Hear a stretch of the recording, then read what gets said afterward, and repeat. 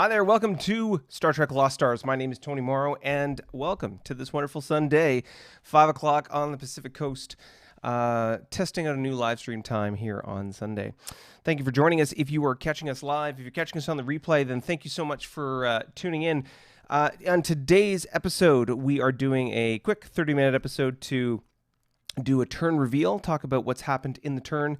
We just got it back. Take a quick look at it, first impressions, and then set the stage for conversations later on this week. But if you're brand new here and you have no idea what's going on, hi, my name's Tony, and this is Star Trek Lost Stars.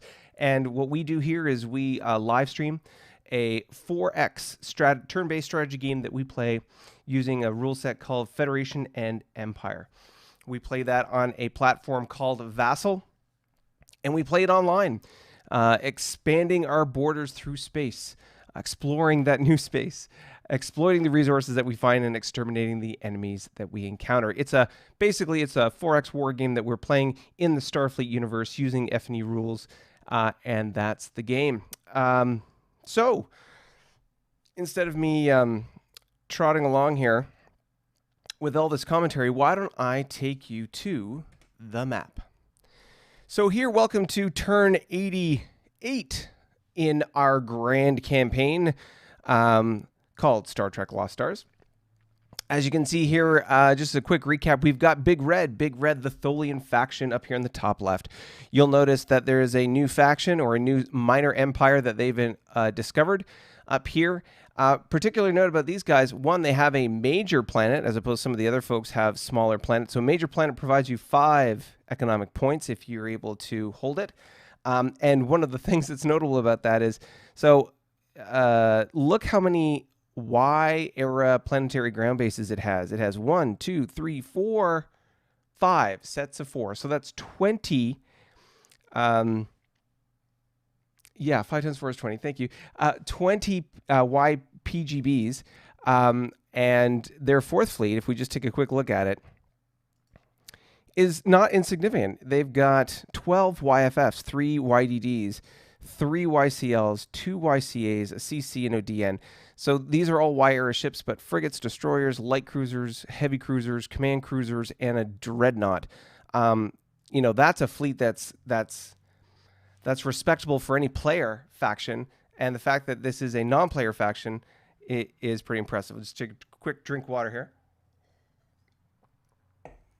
All right, so for those of you watching, I was monitoring the chat on Twitch on my phone. My apologies, it's, there we go. But I am monitoring the chat here live on YouTube right in front of me on my tablet. I've got to come up with a better way and a better system to be able to do this, but c'est la vie, that's kind of where I'm at right now. All right, so... Right. Okay. Well, we'll monitor the chat in another way. So YouTube chat right in front of me here. We'll get to the Twitch chat in a moment. So yes, as we roll down, you can also see the Paravian Horde in the middle of the map here. No big substantial changes on their end, other than one, you'll notice that there's this sort of errand survey cruiser that's continuing to explore and sort of break the barrier between the Tholians and the Paravians. Kind of curious what's going on there. They've already established their border, so what are they doing? Trying to establish trade? Not quite sure. As we go down to the Batman faction, the Borak. So as we look down here, you can see that the Borak have started to come up against the border that they've created with the Paravians. Their exploration freighter is essentially coming in contact with the Paravian cruiser that's doing some exploration there. And of course, they've got bases, the Borak that is, bases that they're building along that border and so on. If we go over to Big Blue, the Federation faction, you can see the Federation faction, not much has changed along our border, even if we check the fleet counts of 3rd Fleet and 2nd Fleet respectively. So 2nd Fleet is the one, I'll just kind of put them closer to where they are. So 2nd Fleet is these guys right here. No change here. You can see they still have... I don't recall the DDs being there before. I think they might have changed that. But generally speaking, no significant change here, no substantial change in the number of ships. CLMs might have been swapped out for YCLs. That's interesting. For Third Fleet, we had noticed before that they kind of sent a bunch of ships up that way. So they've got 9 of these ships here, 6 CLs, that is, 6 frigates, still 3 corvettes, and then 2 cruisers. No substantial change there. The effective attack and defense factor has not changed. No big difference. It is interesting here. You'll notice that the Paravians have sent a ship with their research and development team through their little gravity rift. Interesting to note that it didn't cripple on its way through, meaning that that's kind of where they're at on their tech tree. Pretty soon they'll be able to provide supply through those gravity wells. That will be interesting. So we cruise down here, just a quick look. We can see, oh, the Federation has a Marine General. Why is that important? Because they can, Marine Generals are kind of a special unit that can be used to increase ground attacks. No one's done any ground attacks, or any attacks for that matter, really, in this game yet. But you can use them with troops and planetary ground assaults using what are called G factors. So we can look at the shopping list of ships, and you can see that there's some ships that have G's in their stats. And what that basically just means is it's a bunch of troops, a platoon or a brigade of troops, company of troops that can be used to attack or assault ground defenses like planetary ground bases. And as we go a little bit further down, you'll see here Botel, number 1, has popped through this gravity well, but we'll get to that in a moment. And then, of course, we have the Klingon Empire. A lot of activity along the border here with the Paravians, as you can see, trying to basically clear out the fog of war hexes and give us the ability to build out bases. And then, of course, along the border here, no big change with the border with the Federation, except you'll notice, so here we moved a planetary ground base onto to basically to be able to support the YDK. There's a M-era tug there as well, and then the green reserve. The reserve counter is used to identify, usually in the sequence of ship movements. So in our initiative, you have people with the lowest economy or players with the lowest economy go first. So if I'm a player that goes first, for example, or at any point it's not my turn, and you move ships to attack me, with the reserve counter allows a command ship and all the ships that it can command. So if you have a dreadnought, which we do, it can command 10 other ships. They can then move to be able to engage or contribute to that battle hex where that battle's occurring, as long as it's within the operational movement of that counter. So we've put that there, one, to be able to support any battles around. But what the important thing about it is that after the attacking player has finished their operational movement, so all their stuff is done, then you can move. So there's no situation where you're going to move your units and then they're going to sneak something in the back end, like it's a bait and switch kind of thing. It's completely sort of redundant ability to move forces and support defense of different targets, or maybe even defense against attack. So let's just do a quick look at that. You can see here we've got our Klingon Green Fleet, which is where a lot of these ships came from, and then the Klingon Reserves, First Reserve, is where that comes from. So basically these two lists of ships are essentially the same.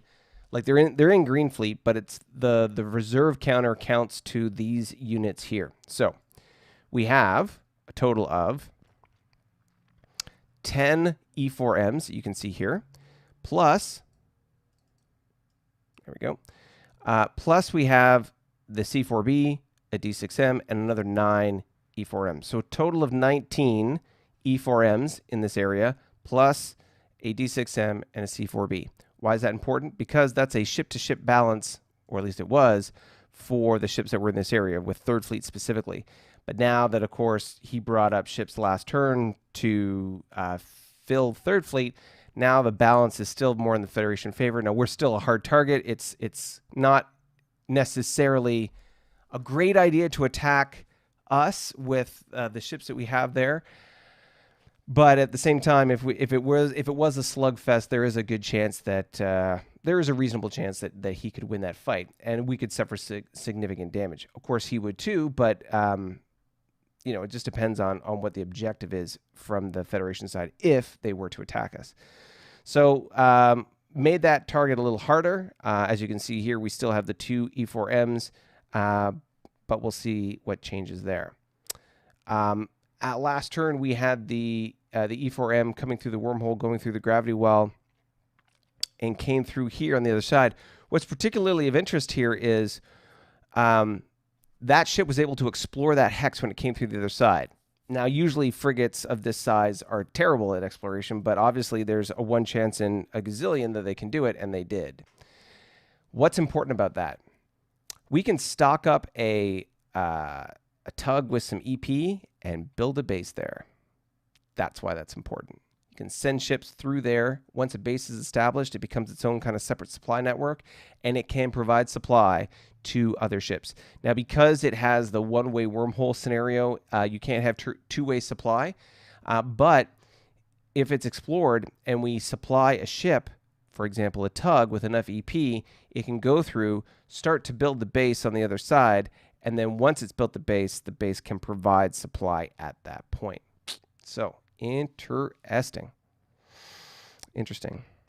And then, of course, the ship's going to head towards the Borak faction, and away we go. That's the objective of that ship, by the way. Bottle is heading over to the Boraks to make sort of diplomatic contact with them.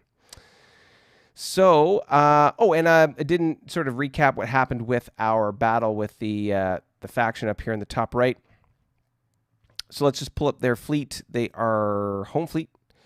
So previously they didn't have all their ships crippled. Now we have all their ships crippled. We also inflicted an extra SID of damage. So for the YDK, it has 8 attack and 16 defense. Once you do 16 damage to it, then it cripples. Now, because of a piece of the rules here, they are broken down into, I can't remember what the SIDS acronym stands for, but basically they're broken into segmented damage units. So in this case, there are 4 SIDS to cripple it for a YDK, meaning that each SID is divided into 4 points of damage. So 4 times 4 is 16. And so we've done 3 SIDs of damage. We've effectively done 12 points of damage to that. 1 more SID and it's crippled. What's important about that is once a base is crippled, it cannot repair other ships. And that's what that YDK is doing right now, is repairing frigates so that every time it goes back into a fight, or we go back into a fight with it, we got to fight fresh ships. So we're continuing to make progress here. I anticipate in the next battle round, not only will they lose ships, it is likely that we will cripple that YDK, and then it's all over but the crying game. But as you can see here, we've got a significant number of crippled ships. Basically, all the E4Ms that were involved in that combat are crippled. Good news is, though, the YDK is complete, so the YDK can repair 8 of those ships. So there's 9, 10, 11. There's 11 E4Ms there. We can repair 8 of them. Plus, we also retrograded 2 other E4Ms to this base here, which are within striking distance of the ISC. Repair those there. So we'll have a total of 10 E4Ms in our next assault on that base, along with the 3 D6s and the C4B, which is currently leading the assault. So that is good. So you can see here we've got some ships that need some repair over the wormhole. And let's go over the key statistics. Fleet cap. Well, why don't we do, we'll do fleet cap first. So fleet cap, as you can see here, the Borak are sitting at 55 ships with a total of 106 attack and 234 defense. Obviously, some of those ships are crippled because you can see their fleet cap is 233. The Federation is currently sitting at 103 number of ships, 103 ships. That is an increase of 6 ships from the last turn, giving them a total of 317 attack, 434 defense. Obviously, there are some cripples there because their total fleet cap is 444.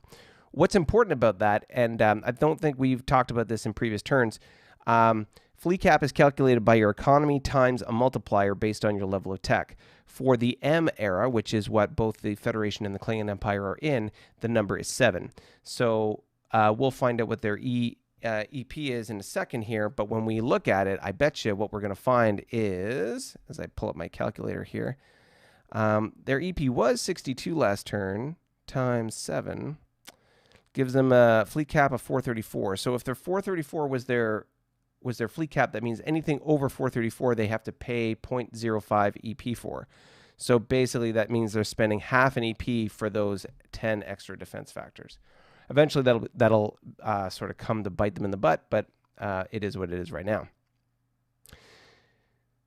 We won't worry about the Hydrons of the IC. Those are minor factions. The Klingons, currently at 87 total ships, 267 attack, 319 defense. Obviously, that's an issue of crippled ships. We have quite a few. Our total fleet cap is actually 338.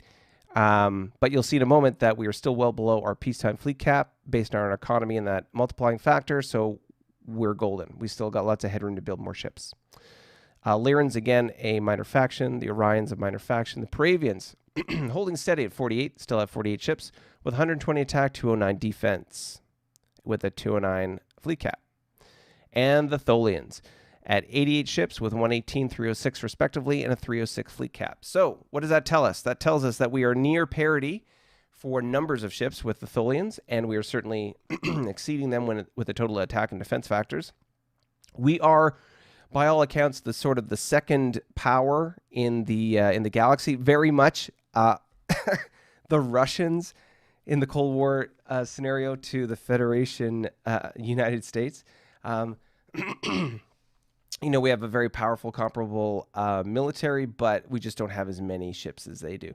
So it's just interesting. It's quite a dynamic that's kind of worked out there.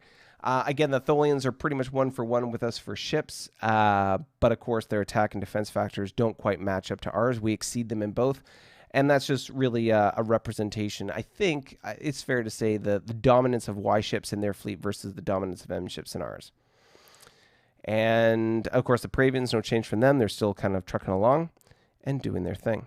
Let's look at economic points. So economic points, you can see here the Borak are at 58. The Federation are continuing at 62. The Klingons, we are now at 62. We have economic parity with the Federation. The Paravians are at 52, and the Tholians are at 50.5. So as you can see here, from an economic and military perspective,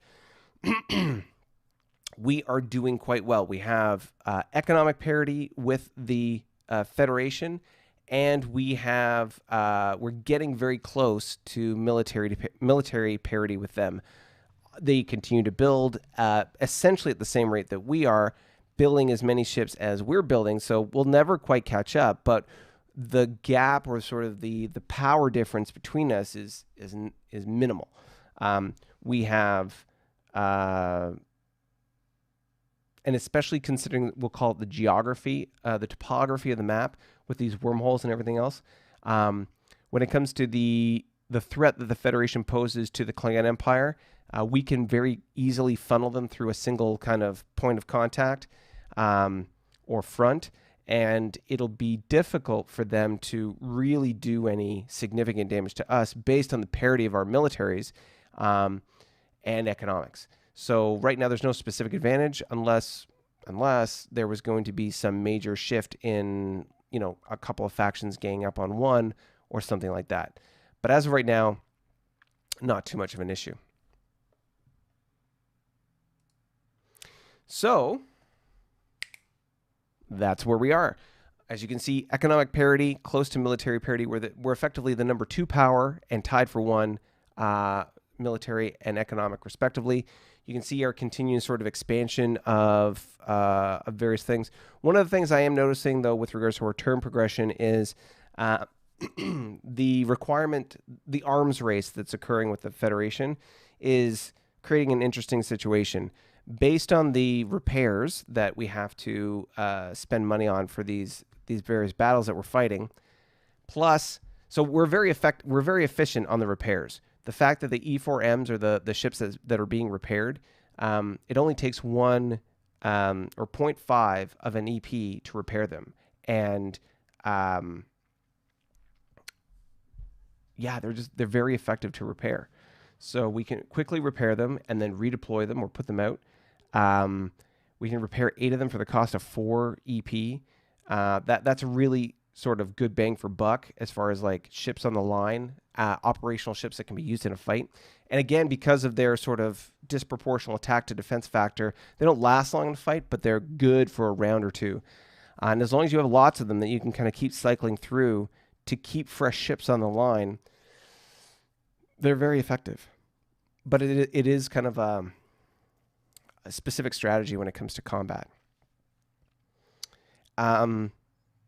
So the cost of repairing those ships plus the cost of building the max build that we're doing at every turn is creating a situation where we don't have a lot of EP left over for other things. We do have a couple of other kind of projects we're working on that are sort of taken away from our primary focus, which is the base building and infrastructure. And the reason why the base building and the infrastructure is so important is because you need to build out the bases to have the supply to be able to explore space to build up the economy. In this game, economy is king. The more money you make, the more units you can put in the field, the more you can build, the more you can research science and technology and all these things. So we're doing good on the economy. We need to be doing better on sort of our fiscal management. We're doing great when it comes to the situation with the ISC and the fact that we're sort of in this prolonged state of limited war. That will eventually come to an end, probably in the next turn or two, based on the progression. And so when that comes to an end, we're going to have to dramatically shift and change our build strategy when it comes to ships. Obviously, we're building ships right now because we need them for that fight and other things. But at some point, we're going to have to pare down our build schedule and focus on the specifics of building out our infrastructure or defensive infrastructure when it comes to bases. Yeah, that's pretty much it. Oh, hey, look, Mike's in the chat on YouTube. I'm over here this time since you had an audience from the UK on this platform last night. Starbase Incremental Damage System. Yes, so thank you, Mike, for the SIDS. So SIDS is Starbase Incremental Damage System. Thank you. Yeah, that's all about, again, breaking up this mammoth amount of defense amount of defense factor into biteable or digestible chunks so that you can make incremental damage on a base as opposed to it's this monolith that you can never damage or destroy. So yeah, that's pretty much it. As far as our quick recap on the turn, that's the data we have, the situation we're in. One quick thing about turn progression. We received sort of an update from the Game Master, and in August is going to be an interesting month because normally a lot of the activity that happens in these turns happens over the weekend. But our Game Master has advised us that real life is getting in the way of our gaming life, and so in that sense, he's just got some personal things that are happening in his real life that will take him away from being able to process stuff or do his normal weekend routine when it comes to this game. And therefore, we're going to be doing a lot of this stuff during the week. Good news for you as viewers is that we'll see more progression, hopefully, throughout the week, giving us lots to be able to talk about on these weekend episodes, and then go from there. If you're liking what you're seeing here, again, if you caught us live, I apologize. I don't have the Twitch chat up right now. But if you are catching us live on YouTube, then thank you so much for joining us. If you are seeing us live on Twitch, hi, welcome. Thank you for joining us. If you are enjoying this content, feel so inclined, then please feel free to give us a thumbs up or a like, a follow, or a subscribe if you'd like to see more. And of course, if you want to get involved in this game and if you like what you see on the screen and you want to be able to participate and play, then please head over to patreon.com/Lost Stars, Star Trek Lost Stars, and you'll be able to find us and be able to participate in our campaign. Depending on the level of support that you'd like to participate in, you can take command of a ship, a small task group of up to 3 ships, a fleet of up to 10, or you can parse out your own province within the Klingon Empire. We've also got some other ideas that we've kind of got floating around. But either way, if you are interested in playing this game, then please feel free to reach out and contact us via our patreon.com platform. and we will find ways to be able to include you in this game. The entire intent of this program, of this live streaming effort, is to be able to build a community of players around this game, find more players, and have more games. Allow us all to have more fun playing this game sort of in this format. So if that's something that sounds good to you, then hit the subscribe, the follow, and head over to patreon.com/Lost Stars and check us out and see if that's something you'd like to do. Other than that, thank you so much for joining us. It has been a pleasure, and I will see you tomorrow. See you soon.